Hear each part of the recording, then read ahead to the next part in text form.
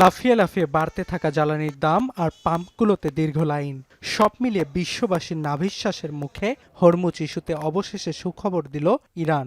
শুক্রবার এক্স পোস্টে ইরানের পররাষ্ট্রমন্ত্রী নিশ্চিত করেন লেবাননে যুদ্ধবিরতি কার্যকর থাকা পর্যন্ত বাণিজ্যিক জাহাজ চলাচলে বাধা দেবে না তেহরান। তবে ইরানের এক সামরিক কর্মকর্তার বরাতে আল জাজিরা বলছে, হরমুজ পাড়ি দিতে চাওয়া জাহাজগুলোর আইআরজিসির অনুমতির প্রয়োজন হবে।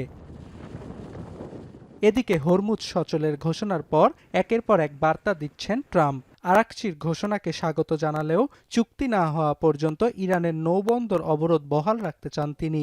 যুদ্ধের ঢাল হিসাবে ইরান আর কখনোই হরমুজ বন্ধ করবে না বলেও দাবি করেন Trump.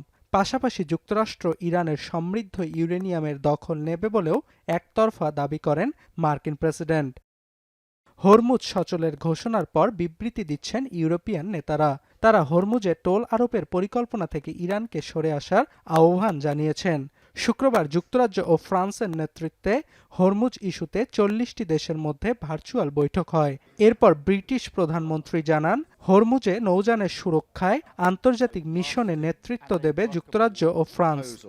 And if anything, it reinforces the need for the work that we've been doing this afternoon, because we're very clear that the mission that we're putting together is a defensive mission and that comes after a ceasefire.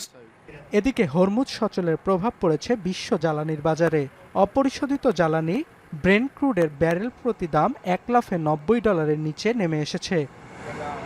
Arnab Prasad, এখন বিশ্ব।